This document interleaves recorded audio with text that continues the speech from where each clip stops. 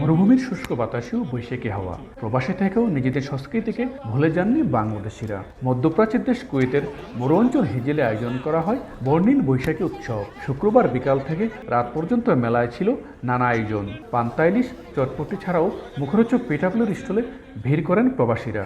যে যা পারছি তাই নিয়ে আসছি। বাংলাদেশের যে পিঠা পুলি, পান্তা ইলিশ, ভর্তা সব কিছু আছে এখানে। আজকে আমাদের মনে হয়েছে কি একটা আমরা বাংলাদেশে আছি, মনে হয় না যে আমরা কুয়েতে বা মরুর দেশে একটা আছি। লাল সাদা শাড়ি পরে নারী ও শিশুরা অংশ নেন সাংস্কৃতিক আয়োজনে। প্রবাসী শিল্পীদের পরিবেশনা মুগ্ধ করে সবাইকে।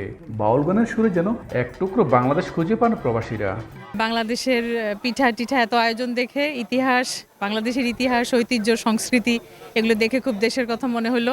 আমরা যদি এরকম সহযোগিতা পাই, ইনশাআল্লাহ আগামী বছরও আমরা এই বৈশাখী অনুষ্ঠান আবার করব। প্রধান অতিথির বক্তব্যে বাংলাদেশ বিজনেস কাউন্সিলের সভাপতি মুকাইল লুৎফুর রহমান প্রবাসীদের এমন আয়োজনের প্রশংসা করেন। বিদেশের মাটিতে তারা যে সুন্দর একটা প্রোগ্রাম আজকে দিয়েছে, আমরা একটা ফিল করছি যেখানে একটা বাংলাদেশ, এক টুকরা বাংলাদেশে আমরা এখানে আছি। আর এত সুন্দর গানের প্রোগ্রাম এবং দেশীয় গান। ঈদ পরবর্তী এই বৈশাখী উৎসব পরিণত হয় প্রবাসীদের মিলন মেলায়। প্রবাসী থেকেও শিখে ওঠান ভুলে যাননি বাংলাদেশিরা। কুয়েতের মরুভূমিতে এমন বৈশাখী আয়োজন যেন প্রমাণ করে বাংলাদেশ কেবল একটি ভৌগোলিক সীমারেখা নয়, এটি একটি আবেগ, একটি সংস্কৃতি যা প্রবাসী বেঁচে থাকে হৃদয়ের গভীরে।